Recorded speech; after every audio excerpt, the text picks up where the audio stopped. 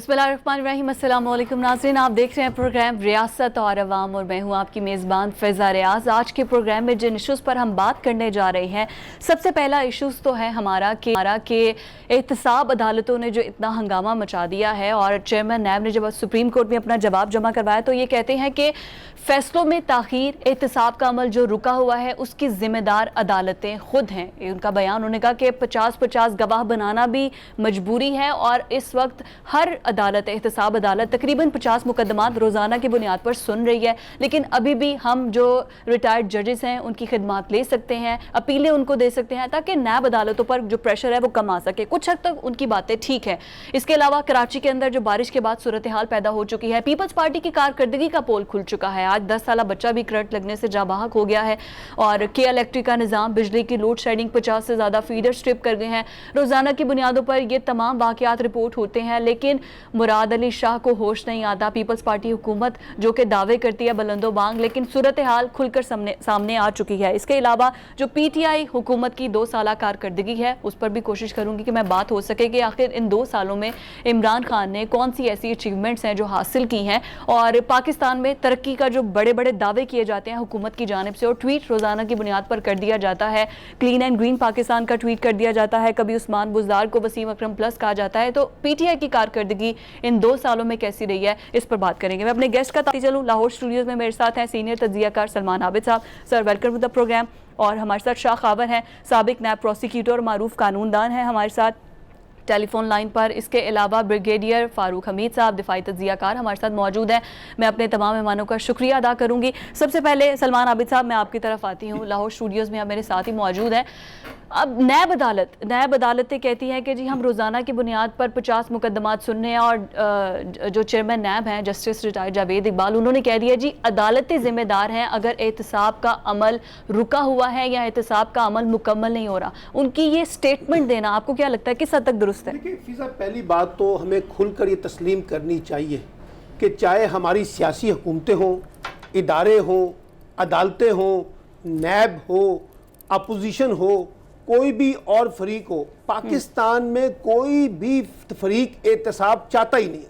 अच्छा। अब आप देखिए ना, जब भी अब ये तो नैब के ऊपर बड़ी क्रिटिसिज्म हो रहा है ना, जब नैब नहीं थी तो फिर पाकिस्तान में कौन सा एहतसाब हो रहा था? मुझे बता दीजिए, कितने लोगों को हम पकड़ रहे थे, हमारी अदालतें कितने लोगों को सजाएं दे रही थी, और जो एहतसाब कमीशन पहले इससे नैब से पहले थे वो क्या कर रहे थे, आज नैब क्या कर रहा है? सवाल यह है कि सारे लोगों ने मिलकर एक कंप्रोमाइज किया हुआ है एहतसाब के नाम के ऊपर। कोई उसका मलबा नैब पे डालता है, कोई अदालतों पे डालता है, कोई अपोजिशन पे डालता है, कोई हुकूमत पे डालता है, कोई ताजरों पे डालता है, कोई फना पे डाल देता है। तो भाई बात यह है कि अगर इस मुल्क में करप्शन हो रही है तो किसी ना किसी जगह तो आपको लोगों का एहतसाब करना होगा ना। लेकिन जब एहतसाब की बात आती है तो किसी के पेट में जमहूरियत के मरोड़ उठते हैं, किसी के उसके अंदर आज़ादी इज़हार का मसला आ जाता है, कहीं मईशत की बहाली का मसला आ जाता है, कहीं कानून की हुक्मरानी का मसला आ जाता है। हर एक फरीक जवाब देकर अपने आप को यह साबित करना चाहता है कि जनाब हम करप्ट नहीं है। हाँ। हमने बदनवानी नहीं की, हमने करप्शन नहीं की। हाँ। बल्कि हमें पॉलिटिकली विक्टिमाइज किया जा रहा है। हाँ। अच्छा, अब मान लेते हैं ये सारे के सारे लोग पॉलिटिकल विक्टिमाइज हो रहे हैं, तो फिर सवाल यह कि करप्शन किसने की है, उसको भी तो हिसाब बताइए ना कि कौन है जो करप्ट लोग हैं, क्योंकि जो आता है वो हीरो बन जाता है इस मुल्क के अंदर। अब देखिए नैब का मामला क्या है। पहली बात तो यह है कि जो व्हाइट कॉलर क्राइम होता है ना, उसको साबित करना भी मुश्किल तरीन काम है। दूसरी बात यह है कि नैब के बारे में हमने ये तो कह दिया कि जनाब ये एक नेक्सस बन गया एस्टेब्लिशमेंट का, हुकूमत का, नैब का, जुडिशरी का, अपोजिशन के खिलाफ। अपोजिशन ने ये बयानिया तो दे दिया, लेकिन सवाल यह है कि क्या आज की हुकूमत या आज की अपोजिशन नैब को मुस्तहकम करना चाहती है या नैब को खत्म करना चाहती है? भाई वो तो खुल्लम खुल्ला कह रहे हैं कि नैब खत्म कर दे। अच्छा, खत्म कर देते हैं। जब आपके पास मौका था, पीपल्स पार्टी के पास और पीएमएलएन के पास, आपने नैब क्यों नहीं खत्म किया? अच्छा, आपने मुतबादल कानून क्यों नहीं बनाया?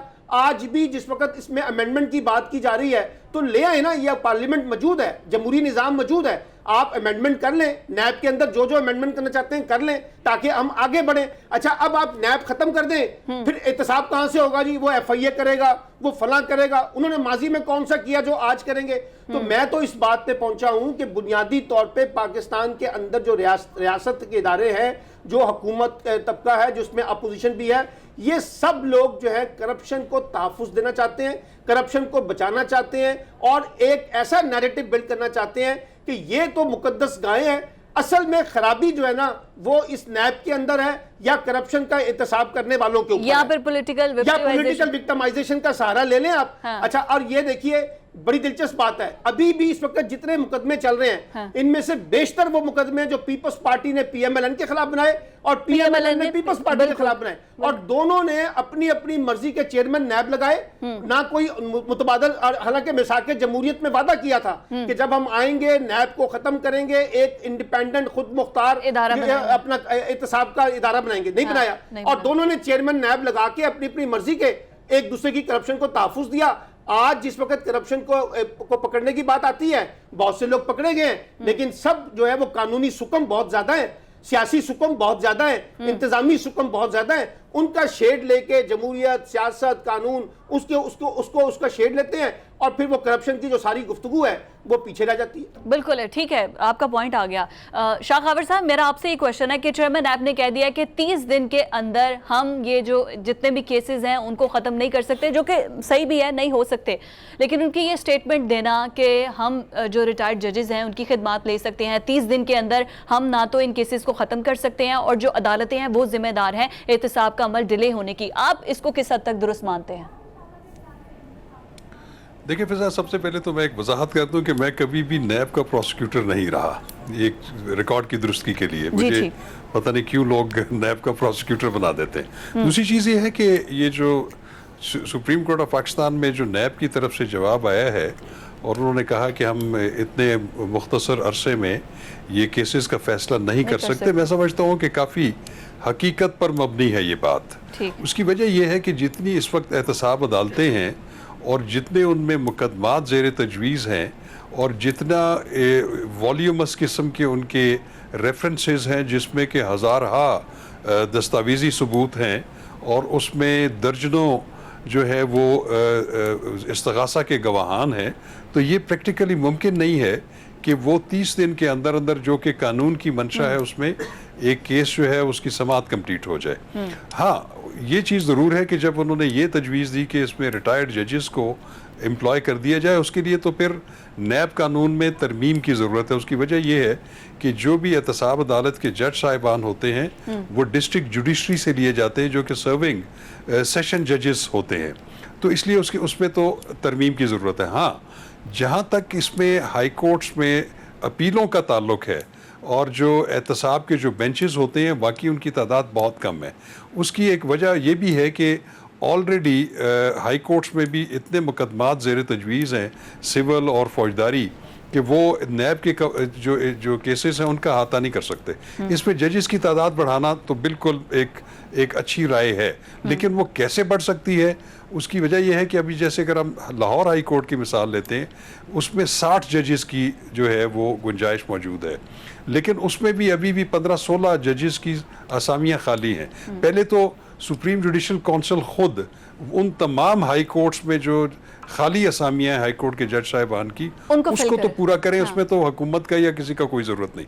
उसके अलावा ये हो सकता है कि आइन में इस बात की गुंजाइश मौजूद है कि आप जितने ज़्यादा एडिशनल जजेस जो हैं हाई कोर्ट्स में जितने चाहें आप अपॉइंट कर सकते हैं। अगर आप ये मैं समझता हूँ कि सुप्रीम कोर्ट ऑफ पाकिस्तान भी, वजारत कानून, अटॉर्नी जनरल ऑफिस ये बैठ के अगर एक ऐसी प्लानिंग कर लें कि हम अपने जो मौजूदा तादाद है उसमें हम बढ़ाएं और उसमें वो 1 साल 2 साल या 3 साल के लिए एडिशनल जजेस अपॉइंट कर सकते हैं, जिनको आप जितने न सिर्फ नैब के केसेस बल्कि जितने भी सिविल और फौजदारी मुकदमात जो ज़ेर तजवीज़ हैं उनको कम से कम आप उसका बैकलॉग खत्म कर सकते हैं। उसके लिए तो एक खत्म कैसे हो सकता है, क्योंकि जो रेफरेंस होता है वो अगर उनके पेजेस की बात करें तो वो हजारों सफ़ात पर काफ़ी तवील रेफरेंसेस होते हैं और 3-4 केसेस को इकट्ठा मिला देते हैं। अब 1 महीने के अंदर तो हकीकी तौर पर ख़त्म नहीं हो सकते, लेकिन इतने तवील रेफरेंसेस, फिर उसको डिले करते जाना, फिर 50-50 गवाहान का आ जाना, प्रोसिक्यूशन में भी तो कहीं पर मसला है ना। देखिए, बात यह है कि नैब का इसमें कसूर ये है कि नैब के पास, अगर आपके पास इतना इंफ्रास्ट्रक्चर नहीं है, आपके पास इतने इन्वेस्टिगेशन ऑफिसर्स नहीं हैं, इतने प्रोसिक्यूटर्स नहीं हैं, तो आप जो केसेस को क्यों फिर कॉग्निजेंस लेते हैं? देखिए, मैं आपको एक बात बताऊं कि नैब की जो अपनी एसओपी है उसमें यह लिखा हुआ है कि नैब ने किसी ऐसे बदउनवानी के केस की जुरिस्डिक्शन नहीं लेनी या उनकी कॉग्निजेंस नहीं लेनी जिसकी मिकदार 10 करोड़ रुपए या उससे ज़्यादा हो। तो हमने देखा है कि उससे कम जो मालियत है उसके नैब के जो है वो इन्वेस्टिगेशंस और इंक्वायरीज वो होती हैं और उसके रेफरेंसेस फाइल किए जाते हैं।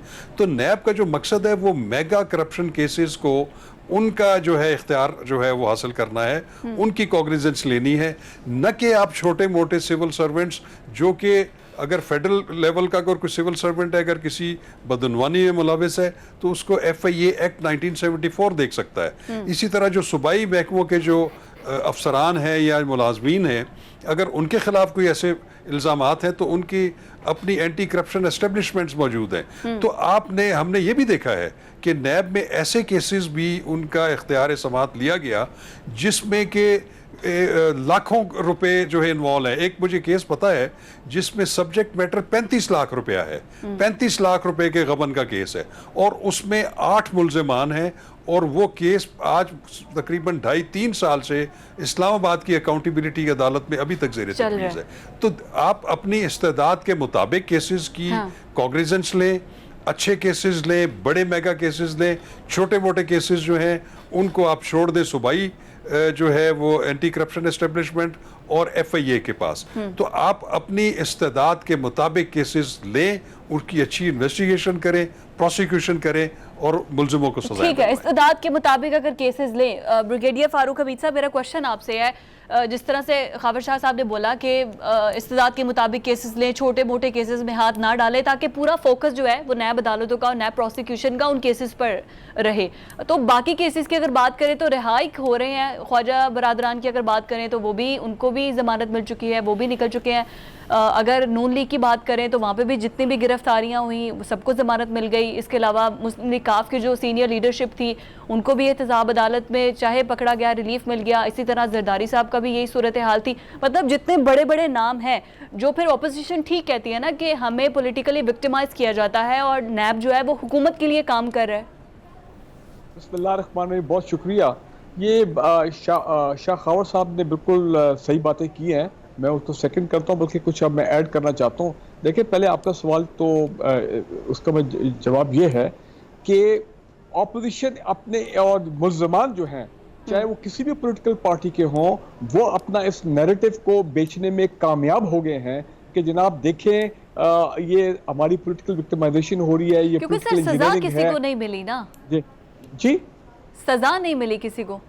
नहीं, मैं उसी तरफ आ रहा हूँ। एक मिनट मुझे जरा दे देना, अनइंटरप्टेड मैं आपको भी जरा बता दूं। ये खासकर जब ऑनरेबल सुप्रीम कोर्ट के वर्डिक्ट में जब ये कई मरतबा ये ऑब्जर्वेशन, एक तो 3 दिन पहले जो आई है ख्वाजा बरादरान के केस में, या पहले भी आती रही है कि जनाब ये लग रहा है कि जिस वक्त कोई पॉलिटिकल विक्टिमाइजेशन हो रही है और नैब जो है वो अपना जो काम है वो ठीक नहीं कर रहा, उसकी वजह से अब ये नैरेटिव जो है वो बहुत ज्यादा जो है वो उसकी क्रेडिबिलिटी बन गई है पाकिस्तान में। लेकिन मैं ये कहना चाह रहा हूँ, देखें, चेयरमैन नैब जो है जिनकी आप अभी बात कर रहे थे, उनकी 3 साल से वो अब उनको तकरीबन हो गए हैं, 1 साल उनका भी और रहता है। इसमें कोई शक नहीं है कि नैब में बहुत ब्लंडर्स किए हैं पिछले 2-3 साल में। देखें वजह क्या है ये ज्यादा बेल की, कि इतना अरसा आप मुल्ज़मान को आप नैब की कस्टडी या जेल में रखते हैं और रेफरेंसेस आपके देर से फाइल होते हैं, तो फिर जारी बात है मुल्ज़मान जो है वो हाई कोर्ट्स में जाते हैं और फिर उनको हाई कोर्ट्स जो है फिर वो देते का लीनेंट व्यू कि जनाब जब रेफरेंस नहीं आ रहा है, मुल्ज़मान को इतनी देर से आपने जेल में बंद किया, जिस ख्वाजा बरादरान के केस में 16 महीने वो जेल में थे, तो फिर ये भी तो ज्यादती है ना। दिस इज नॉट फेयर, ये अनजस्ट है, तो लिहाजा फिर बेल तो जो है वो तो होगा। लेकिन माई पॉइंट इज दिस, मैं समझता हूँ चेयरमैन नैब ने जो 2-3 बातें जो अभी सुप्रीम कोर्ट को उनके वो पॉइंट जो है वो उसको बिल्कुल मैं सपोर्ट करता हूँ और हम भी काफी अर्से से कह रहे हैं। मैं अभी एक ब्रॉड स्टेटमेंट देने लगा हूँ। मैं समझता हूँ हमारा जो लीगल सिस्टम है, हमारा एहतसाब का जो सिस्टम है, वो लीगल सिस्टम जो है वो एहतसाब के प्रोसेस को आगे चलने ही नहीं दे रहा।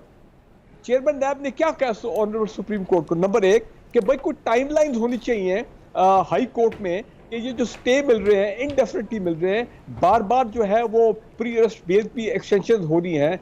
नैब आगे केस को प्रोसेस करना चाहता है ट्रायल कोर्ट में, एहतसाब अदालत में, लेकिन वो स्टे लेके मुल्जमान जो है उनका मकसद तो है वो तो पूरा हो रहा है। फिर वो कह रहे हैं कि जनाब जो अपील्स चल रही हैं नैब की तरफ से हाई कोर्ट में या मुल्जमान ने भी अगर अपील की हुई है, जनाब उन अपील्स के फिर टाइमलाइन होनी चाहिए। ये नहीं कि एक एक साल 1.5 साल अपीलें चल रही हैं, कोई सुन नहीं रहा है, केस लटक रहे हैं। आप नवाज शरीफ साहब का और मरीम नवाज का केस देख लें इस्लामाबाद हाई कोर्ट में, पिछले 1.5 साल से गालिबन अपीलें दायर हुई हैं उनकी जो उनके खिलाफ फैसले आए थे अकाउंटेबिलिटी कोर्ट में, और नैब ने भी अपील की हुई है। लेकिन आप देखें हमें पता ही नहीं उन केसेस का क्या बना। जरदारी साहब के जो केसेस एक्विट हुए थे पहले दौर में, उसके खिलाफ नैब अपील में गया हुआ, किसी को पता ही नहीं उन केसेस का क्या हुआ। तो पॉइंट मेरा ये है कि वाकई इस वक्त ये रे ऑफ होप सिर्फ सुप्रीम कोर्ट है, और वो कैसे है कि सुप्रीम कोर्ट ने कॉग्निजेंस लिया है, जो हम इतने अरसे से शोर डाल रहे थे कि जनाब ये 30 दिन के अंदर तो खैर सवाल ही नहीं पैदा होता कि कोई केस का फैसला हो। तो देखिए उन्होंने कितनी जबरदस्त फैसला दिया है कि जी 120 जजेस नए होने चाहिए और अदालतें बनाएं, और वो 90 दिन के अंदर केसेस का फैसला तो करें। सर इतना बजट नैब का फिर बजट बढ़ाना पड़ेगा, पैसे ज्यादा देना पड़ेंगे, और इतनी फैसिलिटी। जी मेरी बात सुने, डे टू डे हियरिंग्स होंगी। सुप्रीम कोर्ट अगर चाहे तो मॉनिटरिंग जजेस भी लगा सकते हैं, ये काम हो सकता है। सिर्फ ये कि ऊपर से प्रेशर वाला एहतसाब अदालतों का भी तो किसी ने एहतसाब करना है ना, कि ये तो नहीं हो सकता 6-6 साल केस लटके हों। आप 2.8 अरब रुपया जी ये 120 अदालतों पे लगेगा। और हाँ। भाई हमने 150 अरब रुपया अच्छी बात है पीटीआई गवर्नमेंट ने लोगों में तकसीम कर दिया एहसास प्रोग्राम में। तो जहां पे अरबों खरबों रुपए रियासत पाकिस्तान के पब्लिक मनी जो है वो अपना एट स्टेक है, जो ये बड़े लोगों ने जो लूटमार की है, तो क्या 3 अरब रुपए तकरीबन वो तो पीनट्स है, खर्च नहीं कर सकते। गवर्नमेंट को खर्च करना चाहिए। सलमान आबिद साहब, आप एक तो तरफ माली मसाइल हैं, दूसरी तरफ अब ये 120 नए जजेस को अगर हायर करेंगे तो फिर इनका स्टाफ भी होगा, उनके असिस्टेंट भी होंगे, वो फाइल्स को रखें, मतलब पूरा एक ऑफिस एक तरह से हमें दोबारा। देखिए ना, बात ये है कि हमें ये बिल्कुल ठीक है, हमें जिस तरह से ब्रिगेडियर फारूक हमीद साहब कह रहे हैं, खबर साहब ने भी कहा है कि यकीनी तौर पे आपको बहुत से अफर्मेटिव एक्शंस लेने होंगे, आप जजों की तादाद भी बढ़ाएं। और लेकिन जो खबर साहब ने बड़ी बात अच्छी की है कि जो पहले जो वेकेंट सीटें हैं हाई कोर्ट्स लेवल के ऊपर, पहले आप वो तो फिल कर ले। असल में प्रॉब्लम क्या आ रहा है, देखिए आप इंतजामी स्ट्रक्चर जितना मर्जी बड़ा बना लें, सवाल ये है कि क्या आपकी नीयत है एहतसाब करने की, क्या वाकई आपका ये ऑब्जेक्टिव बनता है कि आप बेलाग किस्म का एहतसाब करें। अगर आप हुकूमत के लोगों को छोड़ दें, मसलन आज बड़ा क्रिटिसिज्म हो रहा है ना इस वक्त एहतसाब के बारे में कि जो हुकूमत की छतरी के नीचे लोग बैठे हुए हैं उनके तक तो नैब नहीं पहुंच पा रहा ना, उन लोगों को तो रिलीफ मिल रहा है ना।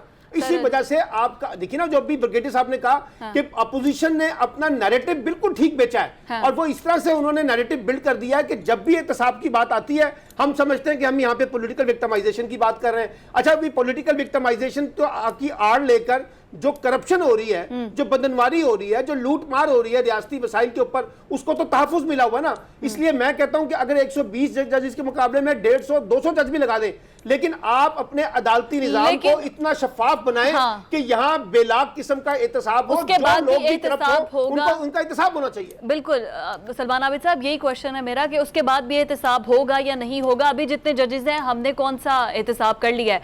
शाह खबर साहब, जी प्लीज, ब्रेक की तरफ जाना है, प्लीज आप बताइए। मैं ये कह रहा हूँ कि ये जो 120 जजेस, जितने भी नए जजेस जो हैं, एडिशनल जजेस जो भी हैं, अब रिटायर्ड जजेस, इनकी तैनाती होती है, तो एक तो उनकी ये गवर्नमेंट की अब जिम्मेदारी है, लॉ मिनिस्ट्री की जिम्मेदारी है, आला अदलिया की जिम्मेदारी है कि वो लोग हों जिनका एक बड़ा शफाफ और एक अच्छी रेपुटेशन वाले लोग हों, ताकि ये जज अरशद मलिक वाला मामला जो है ना, ये फिर रिपीट नहीं होना चाहिए। और दूसरी बात ये है कि देखें, बड़े अफसोस कहना पड़ रहा है कि एहतसाब अदालत नंबर 3 जो इस्लामाबाद में कायम हुई है, अब रिपोर्ट आ रही है 1 साल लगा हुकूमत को उस एहतसाब अदालत का दफ्तर जो मेन कोर्ट रूम है उसको तैयार करने में। तो मुझे समझ नहीं आ रही है कि ये जो 120 तो दूर की बात है, ये 15-20 अदालतें भी जो और बनानी पड़ गई, तो ये फिर कैसे ये गवर्नमेंट, देखे ना, government should now rise to the occasion, जब उनका गवर्नमेंट का भी टेस्ट है। और ये ना होना कि ये भी कि ठीक है इस मामले में गो स्लो हो, सुप्रीम कोर्ट ने तो अपना फर्ज अदा कर दिया, इससे बेहतर फैसला क्या हो सकता है? हाँ। बिल्कुल ठीक है शाह खावर साहब, मेरा क्वेश्चन आपसे होगा लेकिन आफ्टर दिस ब्रेक के बड़ा अच्छा है वो रेस किया है हमारे गेस्ट ने कि अब अगर 120 जजेस को हायर कर लिया जाता है उसके बाद भी क्या एहतसाब होगा? क्या इतना पैसा खर्च करने के बाद भी आज एहतसाब जिस तरीके से हो रहा है सबके सामने है, ऑपोजिशन का जो नैरेटिव है वो भी सबके सामने है और हुकूमत में कितना एहतसाब हो रहा है वो भी सबके सामने है, लेकिन क्या इस शफाफियत के अमल को आगे बढ़ाया जाएगा तो वाकई जो बड़े बड़े केसेस हैं, जो बड़ी बड़ी काली भेड़ें हैं, क्या उनको पकड़ा जाएगा? After this break stay with अस।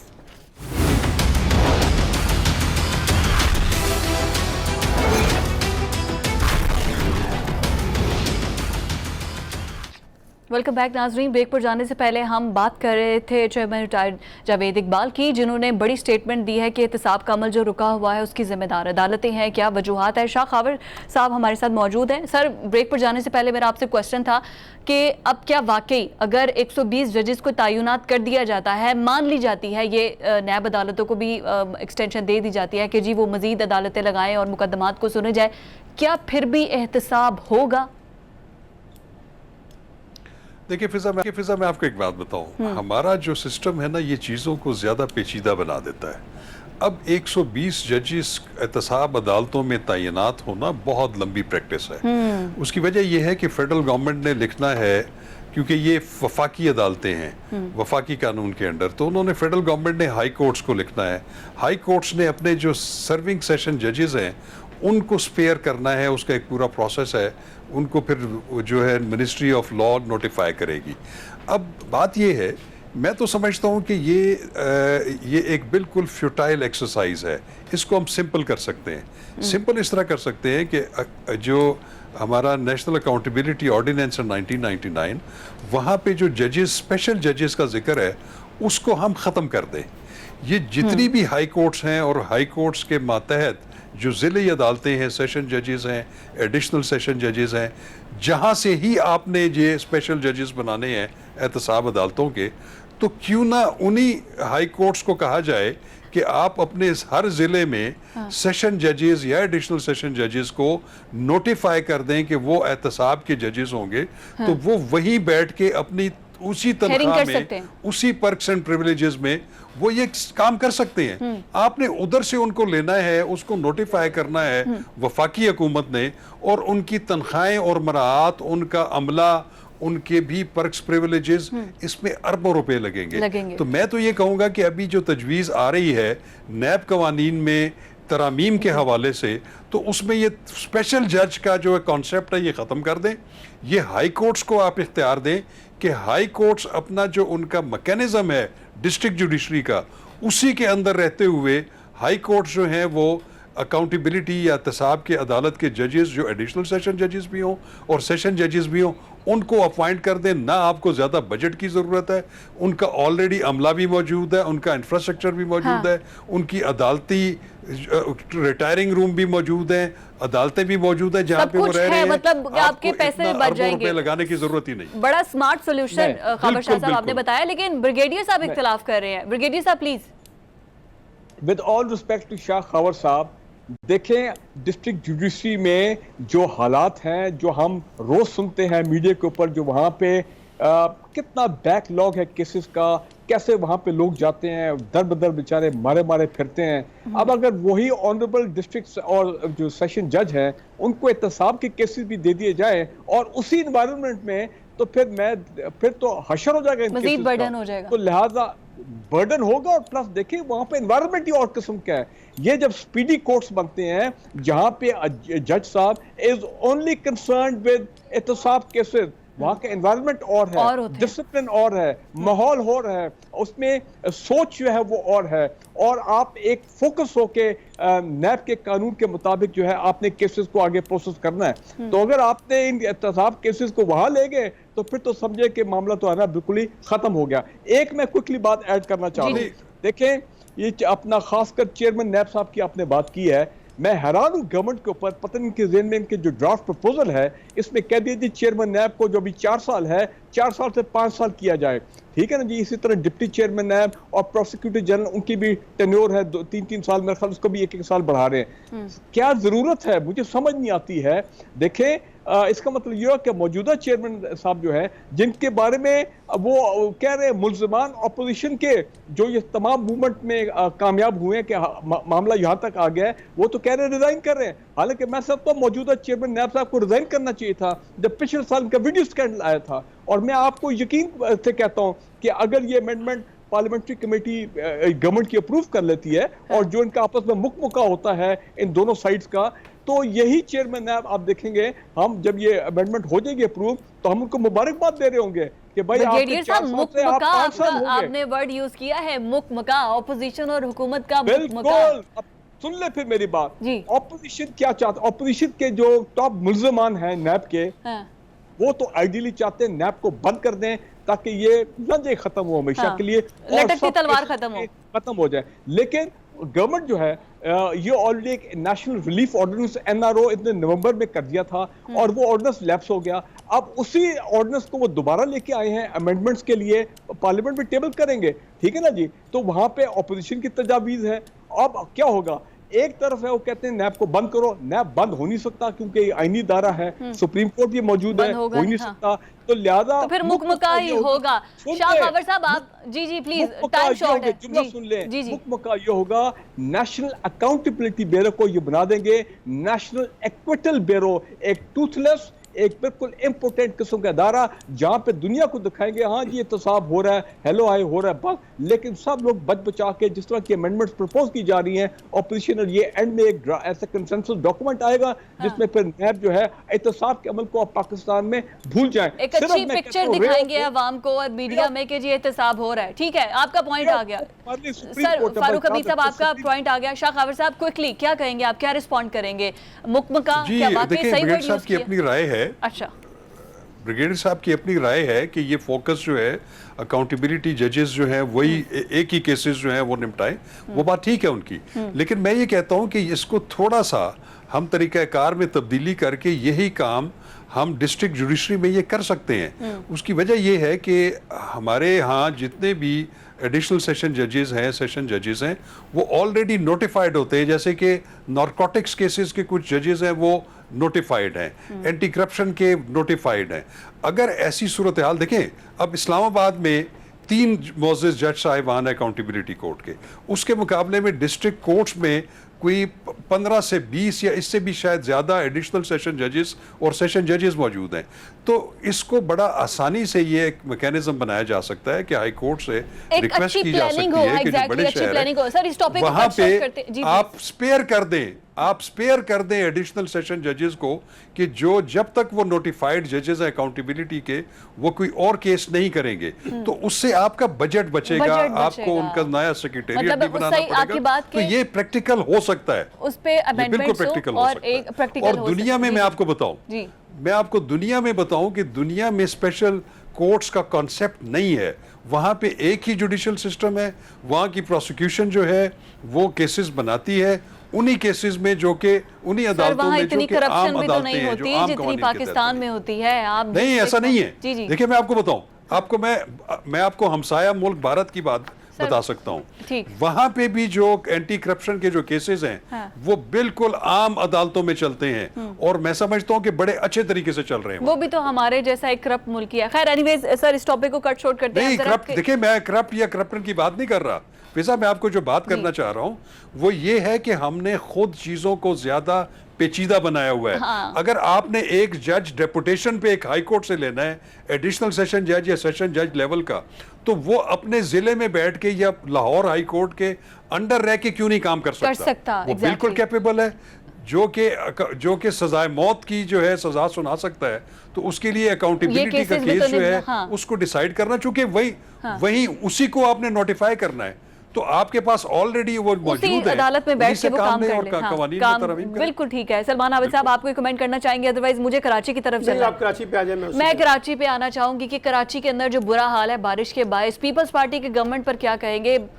बिल्कुल कराची चलते हैं तो कराची चल के एक पिक्चर जो हमारे सामने नजर आती है वो ये आती है कि पहले हम कचरा करते थे जी, हर तरफ कचरा मंडी है, किस तरह हम कचरा करें। अब पता था बारिश होनी है, नालों को साफ नहीं किया गया, ऊपर से लोड शेडिंग की सूरत हाल आपके सामने। और अगर लोड शेडिंग में बिजली आ ही जाती है तो पानी खड़ा होने की वजह से तारों में पानी जाता है और हलाकतें हो जाती है। करें क्या? कितनी बार बोलें, कितनी बार रिपोर्ट करें? देखिए, बात बुनियादी ये है कि 18वीं तरमीम हुई थी 2010 में, उसमें वफाक ने सूबों को बाख्तियार किया। अब सूबे जो हैं वो नीचे जो है ना मुकामी हुकूमतों का निज़ाम लाना नहीं चाहते। अब आप मुझे बताइए, जब हम कराची का रोना रोते हैं तो कराची के अंदर इस वक्त एक सिटिंग लोकल गवर्नमेंट भी है, वसीम अख्तर उसके मेयर भी हैं, लेकिन उनको क्या इख्तियारात दिए हैं सिंध की सूबाई हुकूमत ने, मुझे ज़रा बता दें। मतलब सिंध की हुकूमत ने, पीपल्स पार्टी ने 18वीं तरमीम का तो बहुत रोना रोया, लेकिन उसी 18वीं तरमीम के तहत अपने ही कराची के अंदर अपनी लोकल गवर्नमेंट को, जो वहां उनकी मुखालिफ जमात की है MQM की, उसको इख्तियारात देने के लिए तैयार नहीं है। अच्छा, अब कराची में पानी का मसला है, बिजली का मसला है, सेहत का मसला है, सफाई का मसला है, ट्रांसपोर्ट का मसला है, ये सारे मामलात जो है ये लोकल गवर्नमेंट से रिलेटेड है, लेकिन पीपल्स पार्टी की हुकूमत उनको देने के लिए तैयार नहीं है। अच्छा, यही मामला लाहौर के अंदर भी आपको नजर आएगा, बड़े शहर के अंदर।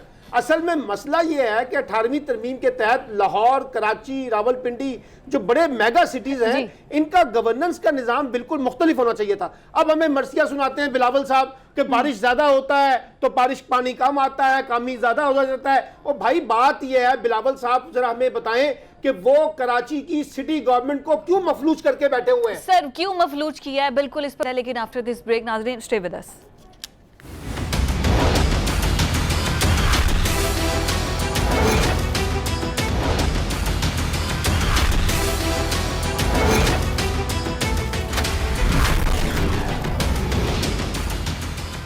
वेलकम बैक नाजरीन, और बगैर कोई वक्त जाया किए सलमान आबिद साहब, आप ब्रेक पर जाने से पहले खूब क्लास लिया आपने पीपल्स पार्टी। एक बात कह रहा था, देखिए पीपल्स पार्टी का मतलब ये है, तनकीद इसलिए होती है कि आज जब कराची में सिटी गवर्नमेंट है ना, इलेक्टेड गवर्नमेंट, आप उसको बाख्तियार करें, उसको आर्टिकल 140A के तहत सियासी इख्तियारात, माली इख्तियारात, इंतजामी इख्तियारात दें, ताकि वो लोगों के जो लोकल इशूज हैं उनको सही तरीके से रिजॉल्व करे। अब प्रॉब्लम यह है, एक तरफ आप कहते हैं कि वफाक से कहते हैं कि वफाक हमें बजट नहीं देता, दूसरी तरफ आप पे गिला यह है कि आप जो है वो सिंध हुकूमत के अंदर रहते हुए सूबाई अपना डिस्ट्रिक्ट गवर्नमेंट को जो बजट देने के लिए तैयार नहीं है। सारा का सारा मामला आप जो है ना सेंट्रलाइज तरीके से चलाना चाहते हैं। तो जब आप इस तरह का निजाम चलाएंगे, चाहे वो लाहौर हो, चाहे वो कराची हो, पेशावर हो, कोयटा हो, आप लोगों के बुनियादी मसले मेगा सिटीज के रिजॉल्व नहीं कर सकेंगे। मेरा कॉन्टेक्स्ट ये है, और मैं बिलावल साहब से कहता हूं, देखिए वो 18वीं तरमीम के चैंपियन है, उनकी पार्टी ने इसके अंदर बड़ा रोल प्ले किया, लेकिन खुदारा वो अपने ही डिस्ट्रिक्ट, अपने ही सूबे के अंदर जो डिस्ट्रिक्ट गवर्नमेंट का सिस्टम है उसको भी तो बाख्तियार बनाए ना। उसको बाख्तियार किए बगैर आप लोगों के लोकल इश्यूज को, मतलब कि आप चाहते हैं कि डिस्ट्रिक्ट गवर्नमेंट को स्ट्रांग कर दे, ताकि वो, उसके बगैर तो गुजारा ही नहीं है, ताकि वो सूबाई हुकूमत को फिर आंखें दिखा सके। नहीं, सूबाई हुकूमत को आंखें दिखाने का मसला नहीं है। आप या तो फिर आइन से लोकल गवर्नमेंट को खत्म कर दें। जब आपने लोकल गवर्नमेंट रखी है, उसके इलेक्शन करवाते हैं, उनके इलेक्टेड लोग आते हैं, फिर आप उनको इख्तियार देने के लिए तैयार नहीं है। पंजाब में लोकल गवर्नमेंट इस वक्त मफलूज होकर बैठी हुई है, KPK में मफलूज है, बलोचिस्तान में मफलूज है, तो फिर डेमोक्रेसी क्या है? डेमोक्रेसी तो डेवोल्यूशन का नाम है ना। डेमोक्रेसी से मुराद है कि आप इख्तियारात को निचली सतह पे मुंतकिल करें ताकि ज्यादा से ज्यादा आम आदमी को फायदा पहुंच सके। तो यहां तो नहीं पहुंच पा रहा ना। ये हर दफा बारिश होती है तो कराची का बुरान, हर दफा कुछ ना कुछ होता है तो लाहौर का बुरान, पेशावर का बुरान, कोयटा का बुरान। वजह क्या है कि हमारे हुक्मरान तबकात जो हैं, जैसे वफाक ने अपने इख्तियारात सूबों को दिए हैं, आगे सूबे जो है वो इख्तियारात नीचे देने के लिए तैयार नहीं है। ठीक है, 18वीं तरमीम पर बात करते हैं। शाह खावर साहब है हमारे साथ। सर, ये 18वीं तरमीम जब जिक्र छिड़ता है, 18वीं तरमीम अगर ख़त्म की तो हम लाशें बिखेर देंगे, पीपल्स पार्टी गुस्से में आ जाती है। आखिर ऐसी क्या तीर मारा है 18वीं तरमीम से? ठीक है, इख्तियारात दे दिए, सूबाई हुकूमत को दे दिए हैं, लेकिन अगर ख़त्म कर दें, अपने कंधों से जिम्मेदारी उठाएं और कह दें जी ठीक है विफाक ही सारा संभाले और कंट्रोल ले ले, हम पीछे हो जाते हैं। क्यों पीपल्स पार्टी चाह रही है कि वो खुद गंदी हो? देखिए फिजा, बात यह है कि ये एक बड़ा सेंसिटिव इशू है।